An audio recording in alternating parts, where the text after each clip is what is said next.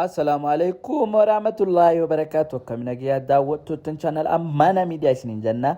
Filannoon keessan Amana Media haa ta'u arraan tana kunoo ganama subiidhaan faxara ijabana guuratu jira jechuun osoo faxaraa nyaatiin wajjin haalaallu mee akkaataa itti guuru jechuun faxara guuru jira jechuun namni maaliif ganama osoo faxara nyaatiin dura jimaada luluqatu qaba dirqama jechuun yoo argee keessatti guddatte siigalaa jechuun.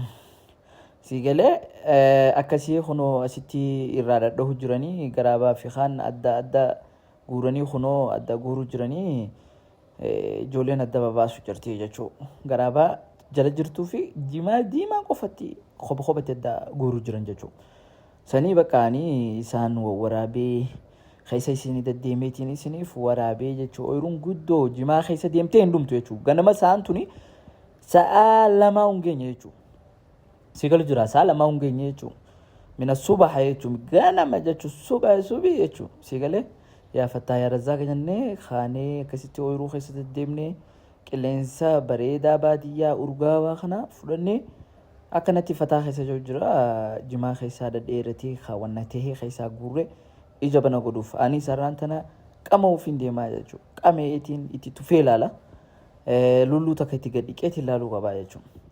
Akkasuma mee haa wajjin laaluu jechuun kunoola lakkana fakkaata jimaa gizee hunguure hanganni hunnaa gahaa jechuudha hangana kanaan ija bana godha lulluu gad dhiqaa jechuun illeen irraan afaa guuranii gadiin dhiqaa hanga kana na wajjin deemaa na wajjin laala irraan guuriin jaanii okay itti geesse islamaa keessaa eenyuun naa guuraan jeeni anaa jettee irraa guuriin jeeni irraan afaa guurtuun illee anis gadiin dhiqaa jechuun akkanaan fakkaata adda addeetiin akka deemu jira jechuudha. Okay guys, akkasuma wajjin kunoo ganda biraa jechuun gadiinillee itti jiranii asiinillee irraa guuruu jiranii jimaan akkamalee arra guurtu boru ni magara kennaadha jechuun ana kennaa rabbi namaa kana jechuun warri cinaan jimaan maaree jeetii adawwii jimallee adawwii numa qabaa beeka akkasuma guys kunoo akkanatti irraa guuruu jirti gadii saniinis kanatti irraa guuranii isaan warra dalagatu nama dalagatu jechuun irraa guuruu jirti keessa deemeetii ilaalu jira kan isin keessaa guuruu jirtu dheerateeti hanga ol deemee agartee hanga muka irra ol ba'uun haa ta'u hundaa keessa jira jechuudha. By the way jimaa akkanaa takkaan argine yeroo kaduraatii fi jechuudha asiinis eessuma kiyyaa fi suudeessituu keessa deemee laallatu jira. Ija bana jechuun gad dhuquuf deeman isaanillee ganama gizee kaatee baadiyyatti akkana jechuun akka fataa jaan jechuun akka warra magaalaa sanii miti. Okay kunoo akkana jirraa jechuun mancaa harkaa qaban agartaa mancaadha I think waan akka mancaa fakkaatti garuu firiin isii akka yaani wanna qaqqaba akka wannaati jechuun nakanni jee isumni jimaa akkanatti irraa fudhate fidii jeen boonaa guurti akkanatti.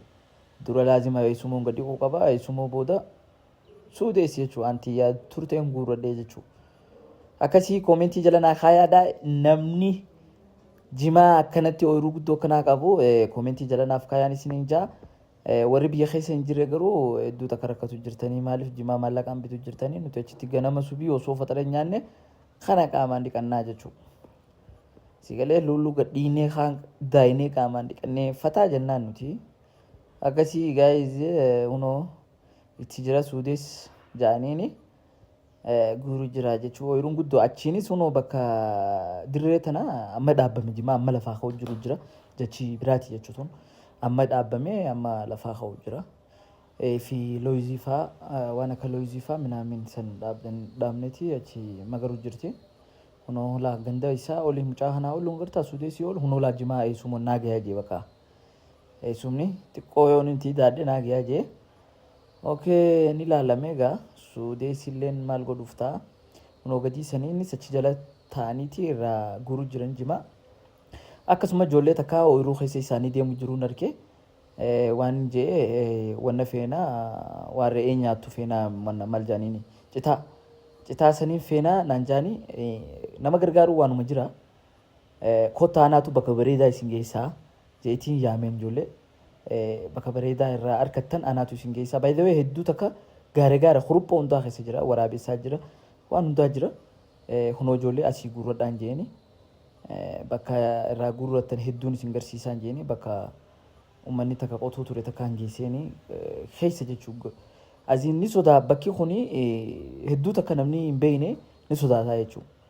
Achiin geessee jechuudha wanna fedhan re'eef midhaan guuru jiranii midhaan re'eetii fi midhaan gaalaa sanii guuru jiranii jechuudha akkasii.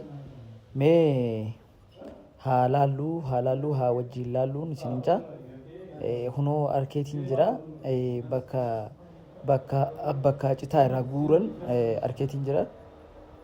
Sundas na jetti akka malee laala akka godhattu borroqee takka fidaa isiniin gargaaraa jee irraa fuudhee anis itti guure gaa bakka amma ittiin guuraaf ijoolleen gammadde boo haadha nu gargaare huna isaa dhufee jaanii hedduu takka na lallaaluu jiran ijoolleen fidaa boo as guuradhaa jeetiin itti guure boo ooyiruun baay'ee ta'e isaaniitii miti seenullee hin hayyamaniif garuu anaatu hayyamee fi hotaa seenaa guuradhaa jee itti waan hayyamee fi hunoo ijoolleen akkana fataa jetti chaanala kana subscribe naaf godhaa jaati uummata keenyatti himaadhaan jeeni galatoomaa subscribe nuuf godhaa jee forroqeen akkasitti amma ilkee baase gaa baay'ee amma ilkee baasuun dhabu gaafsaniitti jechuudha. Isinitti ulfaatee hanga isaan takkaa akkanatti hin guurre beektaa hanga isaan qoofan takkaan hin guurree fi ittiin takashee laal khalafa jiru khalafa bubu'ee khaanii hunda bani boo jeetiin itti guureef hootuun jeen ammas ni feetaniin jeen feetaniin jeetiin ammallee fuudhee lafa itti guuru jiraaf gaaboo itti guureef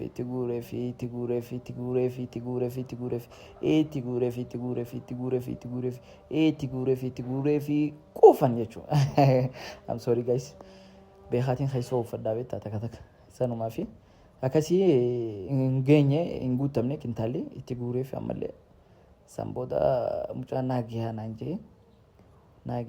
jee ni guutamee jira agartaa yaa ni guutamee jira waa midhaan re'eetii jechuudha.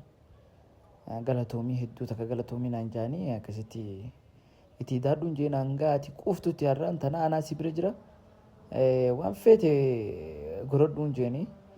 Akkasii gaayizii hunoogaa ammaan tanaaf gaggeessa isaanii jimaa biraatiin harkee halaal diimatee taa'u jiru jechuudha. Akka malee diimatee laal fiixa isaa waan fakkaatu. Akka malee baay'ee akka malee diimatee irraa guuruu mitiitii laal yoo kana nyaatte fataa mitiitii itti dhiisime. Akkas jettuun daa nagaree keessa deddeemee laalee namta akka isaan achi gad jiranii. Ani keessa deddeemeetu maaltu faadaa jiraa jee ijoollee gaggeesse agartaa jimaa akkana fakkaataa jechuudha hundi jechuudha jimaadha laalachi gadiini warri jechii qotuutu jira akkasii gaayis assalaamu alaikum warahmatullahi wabarakatuh.